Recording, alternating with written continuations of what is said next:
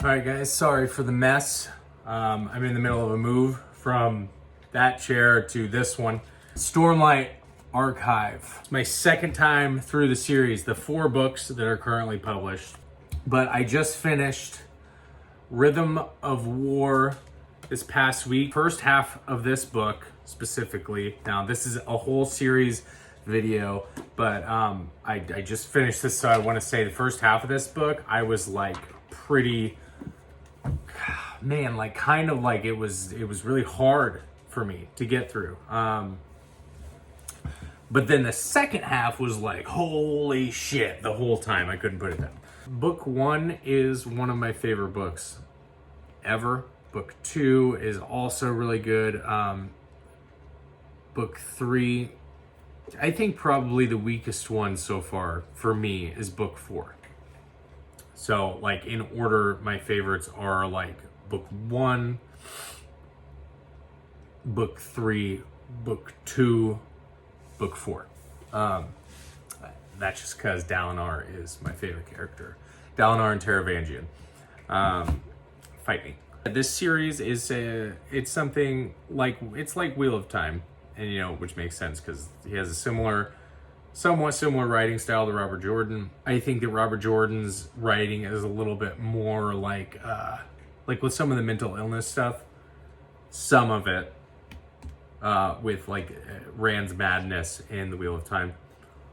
I think that it can feel a little more realistic in those books, but I can definitely see where kind of Brandon Sanderson is taking this mantle of like, okay, when we're dealing with Rand in the Wheel of Time, we're dealing with this dual personality, maybe the same personality anyway, Rand's madness. So Brandon, I feel like, is taking that kind of idea and he is like going further with it, like acknowledging more the mental illness of these characters, like Shallan and Kaladin, and Dalinar too, with some alcoholism and theft with addiction. But I feel like he's going more into it, but sometimes it's almost like too much for me. Like with Shallan, for example, with her dissociative identity disorder, I think that's the thing. It's like grueling to go through it with her. And I don't mean that always in like a good way, like, oh, it was so grueling and real. Like no, like I don't want to read this. I know that Sanderson has like people that read these that actually suffer from these mental illnesses, and I think that's great. I think it's great that he like represents these people. But like I said, when I'm reading it, sometimes it can be a bit much. But in Rhythm of War, when Shallan does have her kind of breakthrough where Veil disappears, it was really impactful.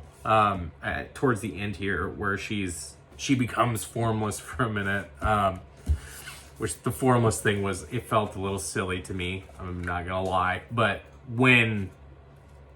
and also with the formless thing, like Shallan became formless for a minute, it wasn't very long. It was like this big buildup, like here comes formless the whole book, and then it was like, oh, I'm formless now, bitch. And like she's like mean to Adolin for a second, and then she's like, all right, and now, okay, Veil, thank you for... That's the part I liked, is I liked when Shallan thanked Veil basically for helping her through her trauma. This created self helped Shallan get through all of this shit. That was really powerful. And kudos to you, Sanderson, for that payoff. I felt like it was good, it was earned. I just felt like I didn't need to go through so much stuff with Shallan for that. I have yet to talk to somebody who Shallan's their favorite character. I would love to talk to that person to see what they think. But yeah, she's definitely my least favorite character. Kaladin with his depression. So this is a weird one for me. Because like, okay, in Way of Kings, I feel like that is Kaladin's book. So it makes sense that Way of Kings is the strongest Kaladin arc. And I go through that arc with Kaladin in Way of Kings, and I'm like, okay. And now we're here, and it can feel a little bit like when we go in the Stormlight Archive with each book, it's like, it can feel a little bit, especially at first in the book, it can feel a little bit like, okay, and now we have to have another arc for Kaladin. And so in Words of Radiance, we have the arc of he hates nobility. And like, it's like, okay, and then, and he's gonna help Moash kill, who was it, Elachar? I don't remember. And Moash was like, I can't believe you're not gonna do it. And then he was like, no, I'm a Knights Radiant. I have to save Dalinar's life. Like, Words of Radiance is great, don't get me wrong. It's just like, and now this is Kaladin's arc. And now in the third one, it's like, and now Kaladin's arc is he's seeing the other people who are, at first it's the Parshindi. He's traveling with them to Alethkar. And this is in Oathbringer, book 3. And then he's with the people on the wall who are nobles. And he's like realizing that the other is also just a human like him. So it's like, okay, and now he's going through this arc for a really long fucking book. And then at the end of that, of book 3, he has battle shock because he's dealing with all these different things. He's dealing with Moash, who's like, his friend is here, and his friend is here to kill the king. And he's also dealing with the Parshindi and nobility and like all these people who like he's supposed to be fighting, but he's like, I don't believe in killing them. So like the ideas of what he's going through they're good and they're satisfying. They're satisfying character arcs. And as I'm talking about them, I'm like, yes, that makes sense. That's cool. I think in those 3 books, they're powerful character arcs. Like I said, sometimes they feel a little bit contrived. They feel a little bit like we need a character arc here. So, okay, here's this. He struggles. In book 4, I felt like it was more just like a relapse into depression and kind of feeling the consequences of the past 3 books and the battle shock and him having PTSD. I will say too that in book 4, Rhythm of War, I had when I read it the first time, I don't think that I like had too much like depression stuff going on. So when I was reading Kaladin's chapters, I was like, dude, just quit it. Just get over it. And this time, I had like this time during the process of reading this where like I felt like just some like low key normal depression in my own life. And then I was reading Kaladin's chapters and I was like, yeah, bro, that's true. It's dark. We don't want to be dark and alone. Dalinar's my favorite and most believable character. Followed in second by Taravangian. Those are the 2. I believe these 2 guys, no matter what they're doing throughout the series so far. I believe that Dalinar in the first book is like, he's like at this place where he's like changed and he's like got these codes and he's trying to live a certain way and he's trying to like redeem his brother and like figure out how to best like help lead his people, because his nephew Elachar is king and like, but he's still kind of like just green and kind of a spoiled brat. And Dalinar is like this, this war hero who everybody knows about, and he can lead, and he keeps hearing this stuff like unite them. And I believe it when all of that's happening, and he's seeing these visions of like the past of how, of the reasons why he has to act and has to do, has to unite all the the High Princes at first he thinks, and then at other times he thinks that it's something else.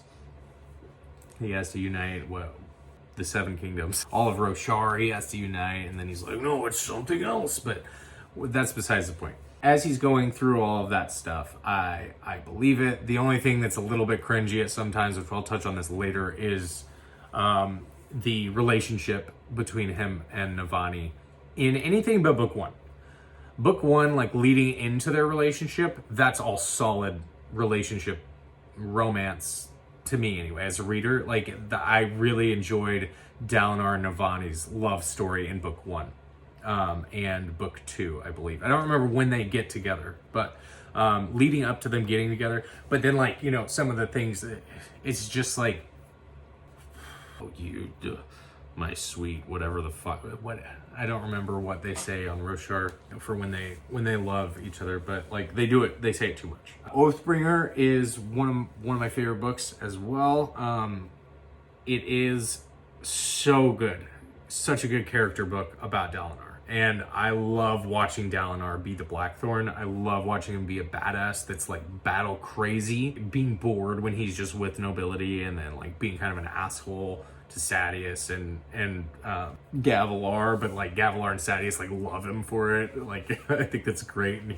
And Dalinar's like always getting drunk because he's bored and he would rather be fighting people for no reason. One of the scenes that I always think back on it in Oathbringer is when when Dalinar wins his Shard Blade Oathbringer. There's this guy, I think it's a high prince. He's like up on this ledge, and I picture it as like an arid, like ochre colored, like big, like huge desert ledge, and like Dalinar's like, I think he has Shard Blade, and he's like, I'm gonna fucking get that guy. And then he like runs up there through like his army, and he like fights this guy on this big ledge, and then wins the Shard Blade. And then at the end of it, there's like some archer. These might have been two different battles, but whatever. There's some archer who was firing at him and like got him or something when Dalinar was running up there to the ledge. And then like Dalinar was like, I'm gonna recruit you now. And I think that's the guy who becomes an Ardent later, who's like all opposed to Dalinar's stuff, to create tension in the plot. And then at the end of Oathbringer, you have this, it's just so cool, man, where you have him showing all of his stuff. He kills his wife. That's why he can't remember her name, is because he went to forget it. And then like when he gets that memory back, because he bonds the Stormfather, I think, and the like bonding cures him of the loss of that memory, gives him his memory back. And him going to the Night Watcher and stuff like that. Stuff is so fucking cool. And then at the end, when you think that Dalinar is, because you've watched him, be so enthralled by the thrill, which is created by Odium, or it's one of the Unmade, be so enthralled by it the whole book, and then like it starts to come upon him, and you're like, he is gonna be Odium's champion. Oh shit! And then he like overcomes it, he opens the perpendicularity and like gives Stormlight to everybody. I forget what the place is called where they are. It starts with a T. It's the place where the people with their eyebrows are like this. With Queen something, who's a bit of a bitch, but it's for the good of her people. Oathbringer, solid. I love the stuff in Shadesmar in Oathbringer. Now, I don't love the stuff in Shadesmar in Rhythm of War, but hopefully I'll remember to circle back to that. Teft, I wanted to talk about Teft. Okay, now, as you guys might know, I'm a drug addict. And so I'm a recovering drug addict. And so Teft shit always, everybody loves Teft. You can't not love Teft. But like in Rhythm of War, when he's those final moments when he's talking to the Findarana, I think was her name, his spren, and she's like, you were always worth it, Teft. You're always worth love, or whatever. And he's like, that's true. You're right. And, Teft has never been like that. and he's always been scared of going back to the Fire Moss. He's always like terrified of going back to the Fire Moss. And then in his final moments, he's like thinks to himself, he's like, I am worth it. And also, and even if I went back to the Moss, it'd be fine because I could stop using it again and I could get back on this path. And like that is, oh my God, that's the most like freeing shit that a drug addict can ever realize, is that like, because you're terrified when you're an addict, you're like terrified, oh, what if I use tomorrow? Like, because you've lost control so many fucking times. And so then like to gain that freedom at a certain point of like, if I use tomorrow, it's fine because I'll just get back on track. I mean, guys, fresh in recovery, you need to think differently than that. But eventually you'll be cool to think this. I'm not trying to talk to addicts right now. All I'm saying is that this is how it affected me, because that's how I feel too. It's like, I go to meetings for this shit. And like, if I ever have that fear of like, what if I relapse? And I've done this before. I relapsed for like 3 days. That was 7 years ago. And then I like just immediately went back to meetings. And like, that's what Teft realizes here. And like, so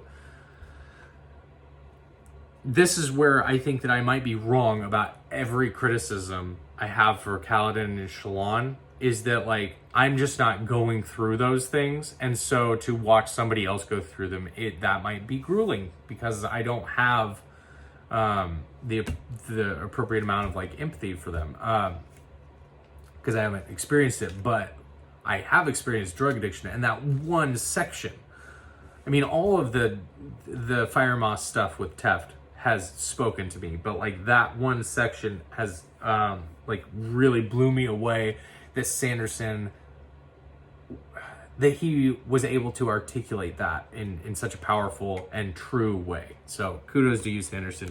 Now, Navani didn't really have mental illness, but she did have an arc in Rhythm of War that I did appreciate, which is at the beginning, she is belittled by her husband, the king, Gavilar, and he's basically, tells her she's not a scholar, she'll never be a scholar.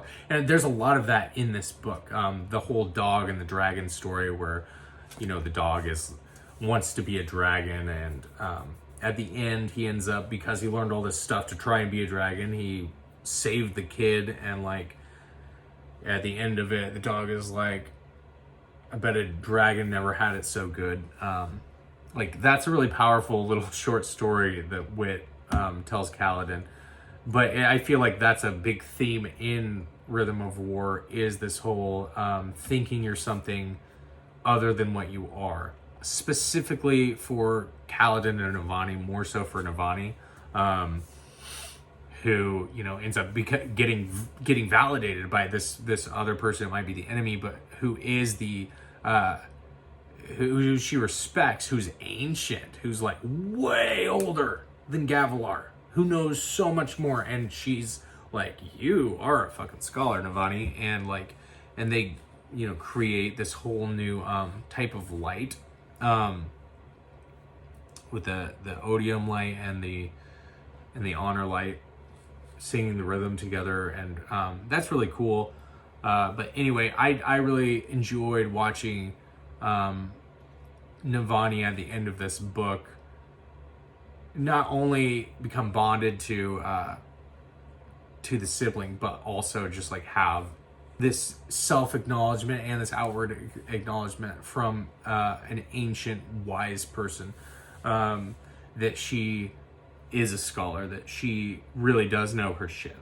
Now, like I said, in book one, in Kaladin's arc in book one, I feel like is solid. We have a solid character arc for Kaladin, where he goes through, he starts as a dangerous, he's branded as dangerous slave headed to the Shattered Plains, which is just, it's such a fucking cool intro to the book. And then there's this little like wind spirit floating around, and it's such a vivid scene for me. And taking him, and he's like kind of brooding and is like, shit, I don't know.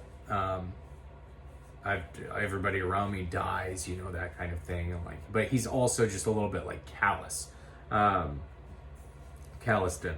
They get to the Shattered Plains, and like, and eventually Kaladin's like, okay, but he sees these other people like suffering, and when Kaladin sees other people suffering, it like awakens something within him, and so that's cool. And then he's like gonna maybe kill himself because he just fucking can't do it, and then he decides not to, and then the whole thing where he's like, you know, he keeps trying different things with the bridge, that he's like, okay, well, we're gonna do it. And he's like living for these guys. They're helping him because like they're all suffering. And that's something Kaladin stuff always reminds me too of, like, of being an addict and like being in like a meeting with other addicts where you're like,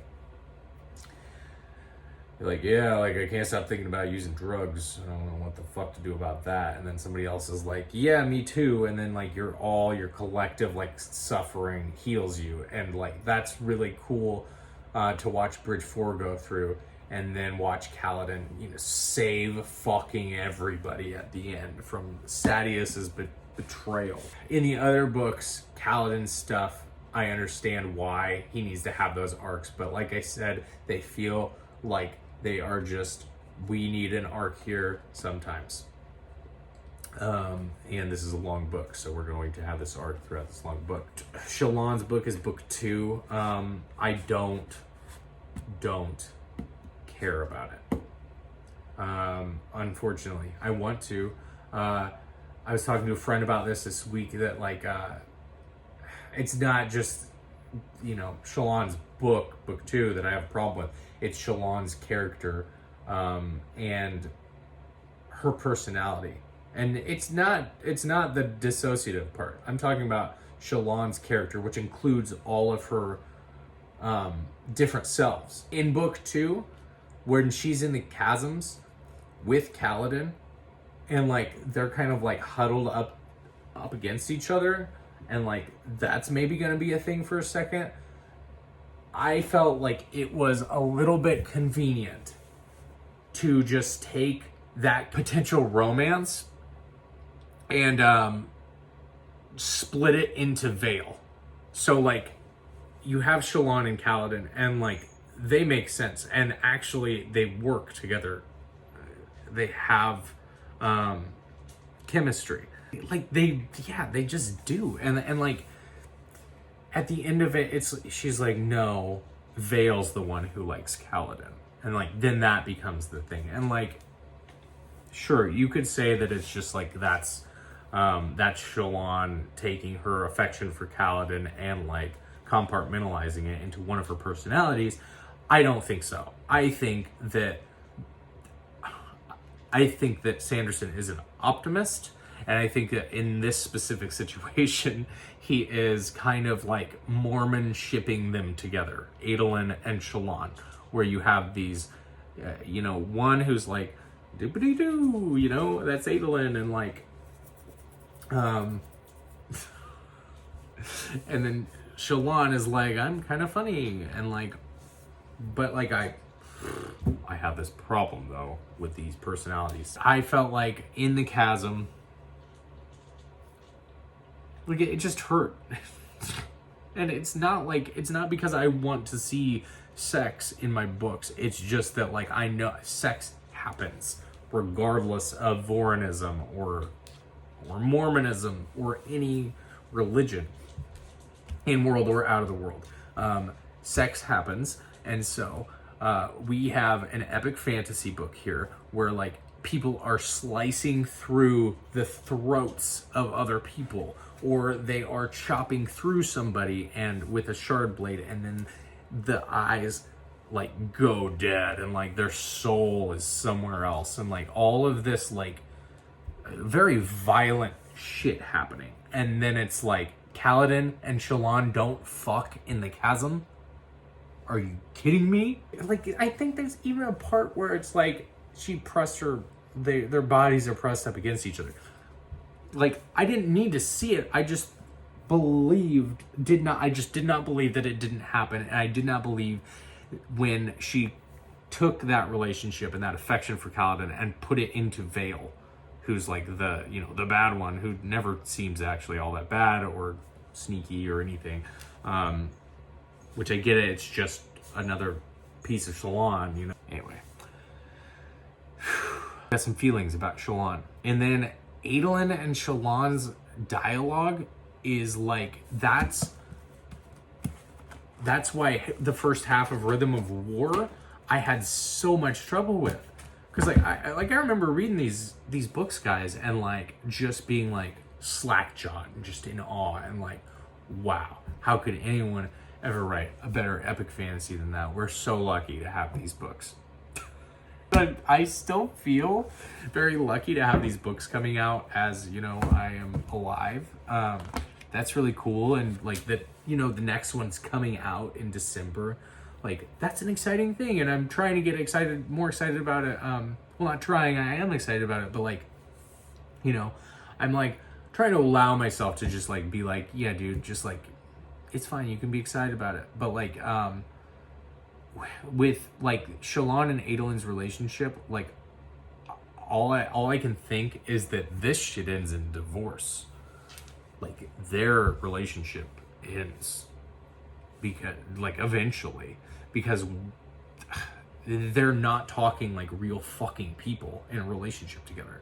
Just like Navani and Dalinar don't, but that's like an older version of it. Like, oh, sweetness, how I love you, and Navani's like always like laying her head against his chest or something, like, and they're like leaning off of like a balcony, and like it's always that, and like I'm like, don't you guys like just like sit? Like, no, it's because they have so much responsibility that like they rarely get moments like this, and it's always mentioned that they rarely get moments like this, so that way you're like, that's why she always has her fucking head against his fucking chest, is because this is what they rarely have moments like this, and how nice this is. And, oh my god.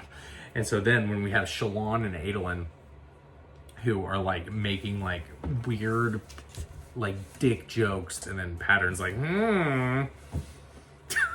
what's a dick? You know, but it's not dick. You can't say that here. Even though you can stab someone through the fucking throat, you can never say dick or have sex with Kaladin in the chasm. It's fine. I respect your beliefs, Brandon Sanderson. I'm just saying that, like, that's a little weird to me. Those two things don't add up.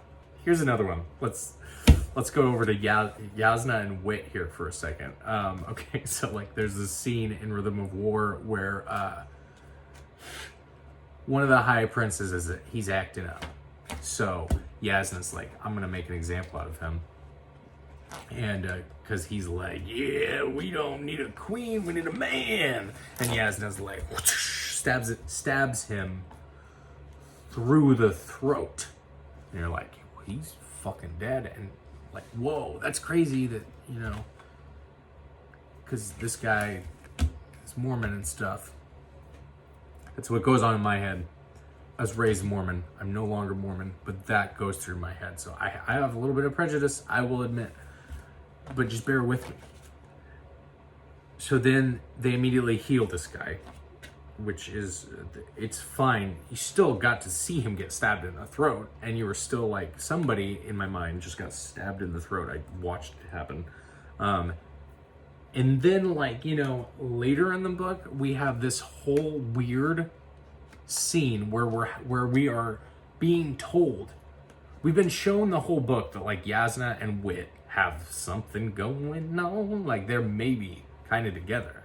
And so you're like, ooh, what's going on with that? Two characters that I like. I don't have a problem with Wit. I don't have a problem with Yasna. I like both of them. And then we have to like, he's telling us that like, Wit. Sorry, I'm like, sometimes go into my like Michael Kramer voice.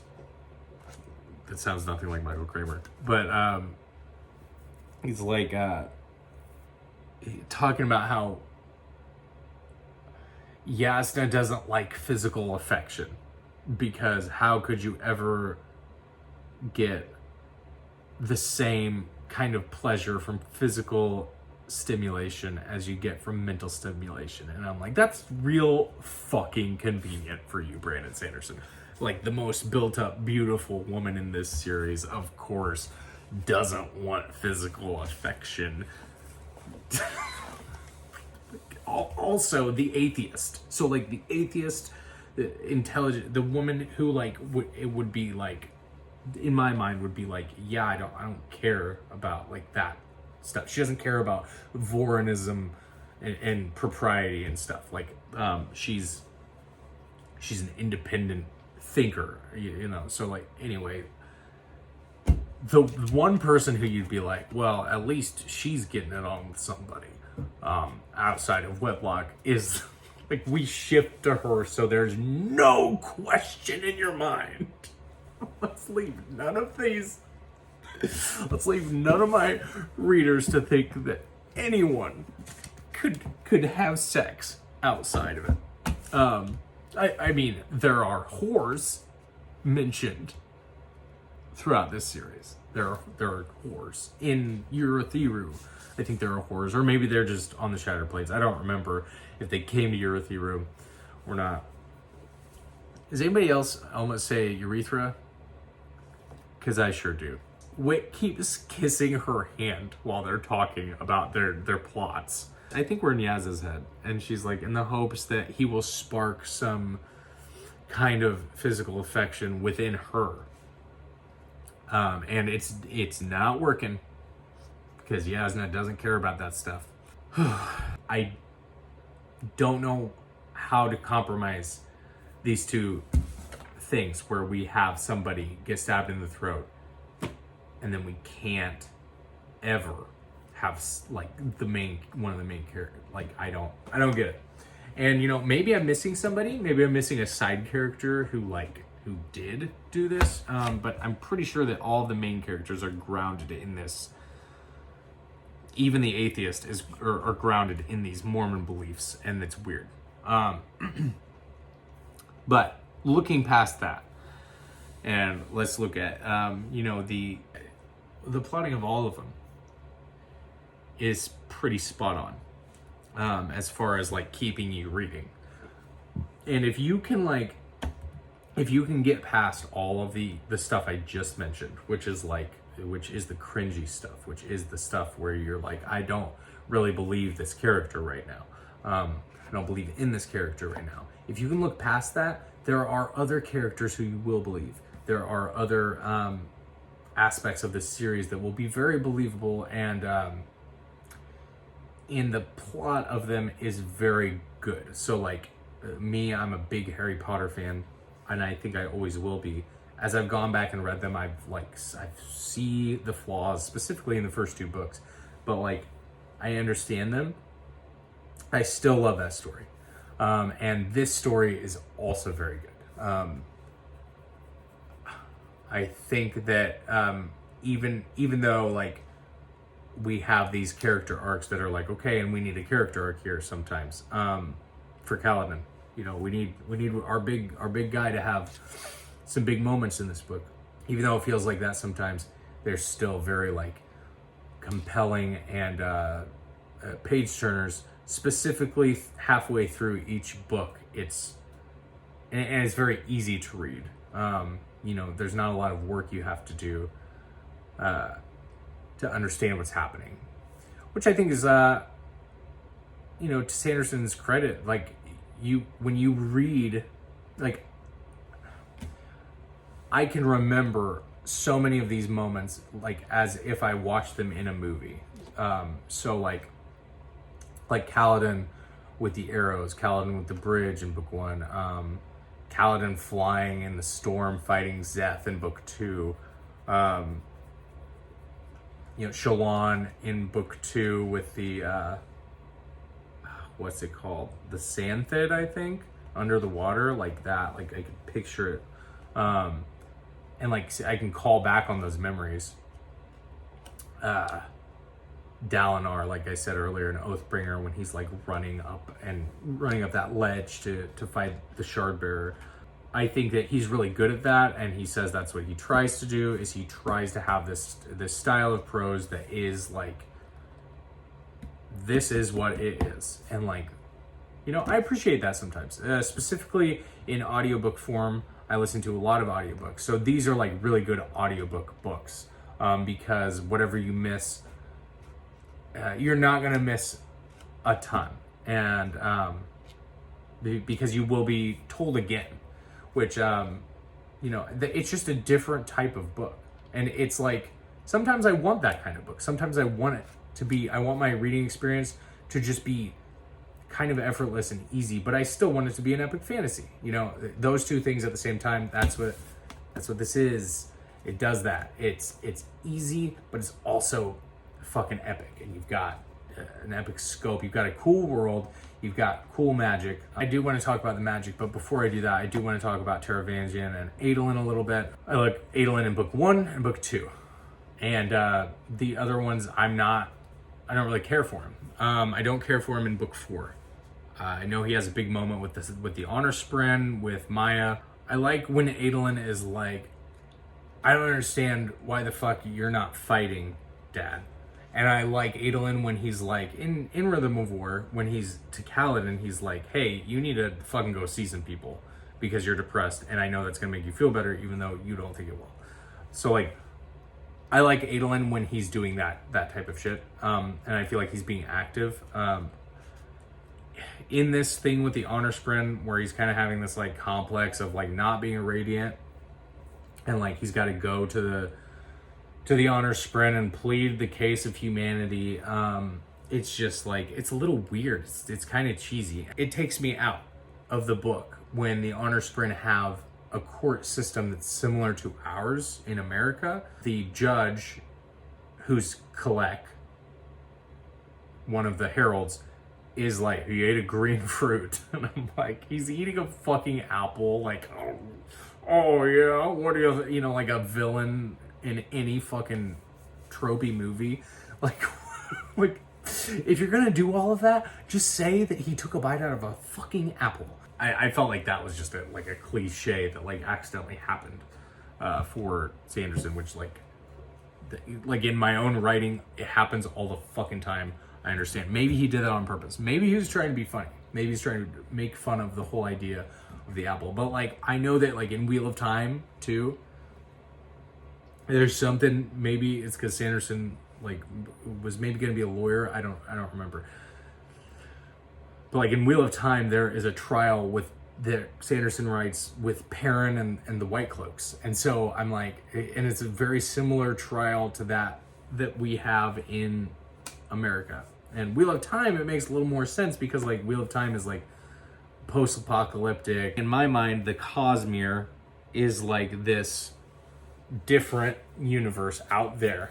And like the crossover with like ours is like little to none. And so to see an American courtroom, it just took me out of the book. And that's a little side note that I wanted to mention too, is like Stormlight Archive is peak Brandon Sanderson. This is what I believe should where you should start, and I also think it's where you should end with Sanderson. That's just a personal opinion. You do whatever you want. I also read Mistborn, the first era. That's what introduced me to Sanderson, and I really loved it when I read it. I reread it, and this was about a year ago, and it was like, I still really loved a lot of the fantasy shit in there, and like the monsters, but some of the relationships, specifically Vin's and starts with an E, her husband, you know, eventually, that relationship, sorry, spoilers for Mistborn, is also like just it's cringy, but they're well plotted novels, I think. But I think that like that idea, what he did with Mistborn, is like evolved in Stormlight Archive into what I think his full potential as a for what he's trying to do with that window, clear window type of writing, so that you can just see exactly what's going on. Like, this is the version of that I think is where he's kind of perfected it. I decided when I started this reread of the 4 Stormlight Archive books, I was like, I'm going to do the whole Cosmere, because I was like, I'd finished Rhythm of War, and like it'd been a while, so I was like kind of like missing it, the series, and so I was like, I'm gonna go back and I'm gonna read it, but I'm gonna read like all the Cosmere, and like I'm gonna try to do it in order and stuff. And so like, oh god, I think that like kind of ruined Sanderson for me. There's this pattern that I've noticed with his writing. It's not every book, but there are a lot of books where he likes his magic system, and so he wants to like introduce it, and he wants it to be one of the mysteries. And sometimes it is the mystery. In Elantris, it is the mystery, pretty much, is the magic and how it works. And I don't want to go into all of his books, but I just want to talk about like that pattern of like, ooh, what's the magic? Like, it works in Mistborn, if it's your first time reading it, for me, works. And it works in Way of Kings. Because there's that sense of wonder that's there, and that, oh, what is that? Why is Kaladin healing himself? And how does Tef know about it? Like the mystery of the magic, like it works the first 2 times around for me. But then when I went to do Elantris, it was like I said, it was like, okay, let's figure out the magic. And then I was like, all right, well, it's fine. I didn't love Elantris. I liked the idea of the people in the building who were like zombies and who felt pain forever. That was cool stuff. Like, he's always got cool stuff in it. Don't get me wrong, but like, it just kind of, it felt like, oh, we're doing this again. So then I moved on to Warbreaker because I wanted to learn more about Nightblood, and it was like, and I wanted to learn about Vasher and the chick on the wall in Oathbringer. I don't remember her name, but I knew that she was in it, and like she was looking for Vasher in Stormlight. So I was like, well, how did they get here? What, I was curious. So I read Warbreaker, never fucking found out why she's mad or what's going on. Like, and the plot to me wasn't compelling. The God King, that part of it was like compelling for a minute, but then I was like, oh yeah, okay, and now they're in love, and like, okay, all right. Anyway, so then I tried to read. I read Mistborn: A Secret History because I wanted to know what happened to Kelsier and why, if you don't know, Thydakar or whatever in Rhythm of War, in the Ghost Bloods, the guy who's always talking to, or is it Mraize, or they said the same guy? No, Thydakar is Mraize's boss, Bapst, as he calls him. And that's Kelsier from Mistborn, who died. And so then I was like, okay, well, now I gotta read Mistborn: A Secret History to see how Kelsier came to Roshar, because that's what I wanted to fucking know, because these are the books that I like. The Stormlight Archive books are the ones that I liked. And so I wanted to figure out the mysteries behind that. So then I read that whole 200-page little thing, Mistborn: A Secret History. Nothing. All that happens is Wit beats him up while he's in this, like, spiritual realm. And then a bunch of Kelsier shit in the spirit world. And, like, that's it. I tried to read The Sunlit Man, and, like, I started to smell, like, the thing where I was like, okay, and now we're going to figure out how the magic works. And now we got to figure out how the magic works. And so I gave up on it. I can't speak for The Sunlit Man. It might be awesome. I hear a lot of people love it. But I just started to feel that again. So, like, for me, I think from now on, I'm going to be strictly Stormlight oriented. I'm not going to look for Easter eggs elsewhere unless, like, I know about something. I tried to read some Mistborn Era 2, and it really, really didn't like it. It really rubbed me the wrong way for some reason I can't explain. I wanted to like it. Teravangian. Sometimes when I think of Teravangian and I think of Sanderson writing Teravangian, I think that one of the reasons why Teravangian is so like believable and realistic is because I think that Sanderson feels like the outline he wrote for Stormlight, he wrote it on the smart day of Teravangian, the one that he had that where he was a god. I feel like Sanderson felt like that about like the outline and like when he had the story down for like the full Stormlight outline, and then like now he's just like stupid Teravangian, and he's like, okay. You know, like on some days, like I know, like when I'm writing, some days I'm like, yeah, I'm just fucking writing words. It doesn't feel like anything, and you think everything sucks.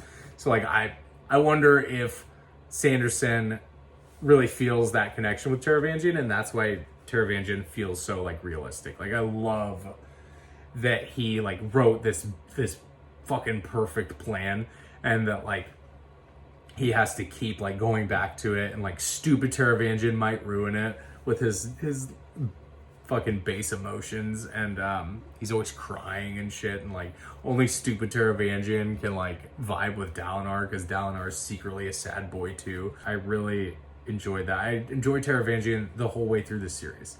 I always love a good villain, and I felt like with Teravangian, Sanderson fucking nailed it. And it was just, because like at the end of Way of Kings, you realize the Teravangian is like bleeding the people to death. Oh man, he was doing something, but like, and then recording their words, crazy. So then now the Teravangian is odium. If that's like just,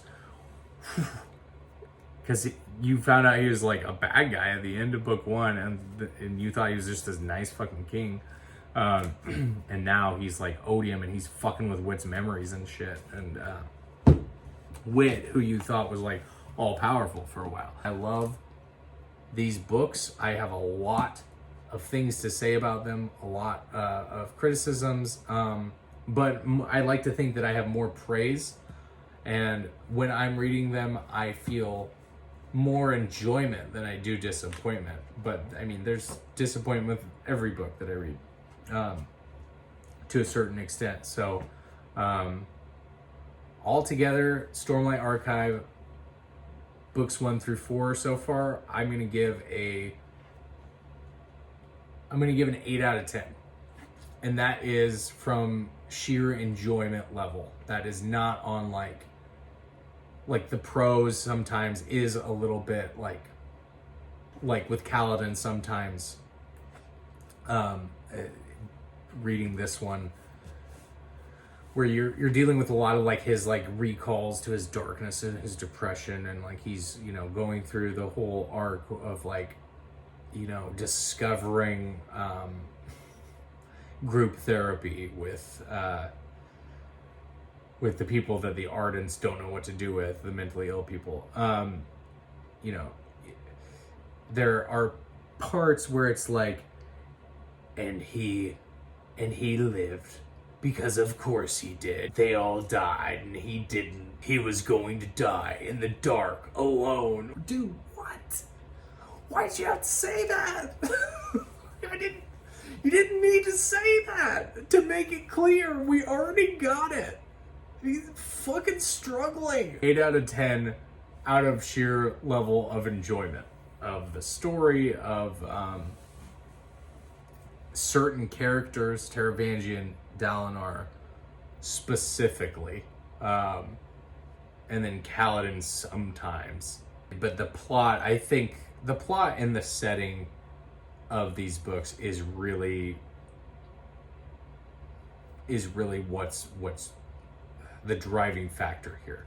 And it really says something about plot. Like, he has good characters here too, but like these are not like the strongest character books. These are very plot-driven novels, very easy to read novels, and so those two elements together make for a lot of fun. It says a lot for what plot can do. And so, you know, in comparison, if I compare this to like the First Law trilogy, which is basically until the end of the third book, the First Law trilogy is just character. So it's like the exact opposite. These two guys are like the fucking opposite of each other, which is, it's kind of funny. But like First Law is like to show you what character can do. And to me, that's not always the most compelling thing. Like when I read the First Law books, I was like, wow, like, you know, say one thing for writing character. Say it can be boring sometimes. Like, I'm not quoting Kaladin in my mind still, and I've read this series twice. I've read the First Law series once, and like in my mind, like the other day with my wife, I was like, you have to be realistic about these things. I said it in Logan Ninefingers' voice in my mind, and so it's like, I quote First Law characters. I don't necessarily quote these guys. So it's just showing you, you know, to me, as far as like a good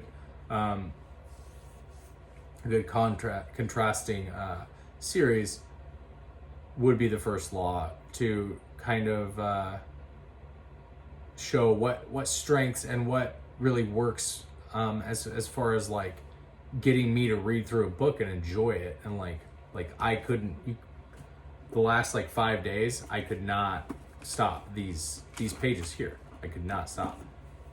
With First Law, in the last half of the third book, I was compelled, but it wasn't like I couldn't stop. I could put it down. I could, and that's not to be disparaging to Joe Abercrombie or his work. I think his character work is brilliant. It's different. It's a different kind of animal. This is plot-driven fantasy. Let me know what you think about Stormlight Archive. What you think about Sanderson's prose. If you think I'm just an asshat, that's fine too. But I can tell you that if I'm stabbing people in the throat, I'm also having sex with them. Bye.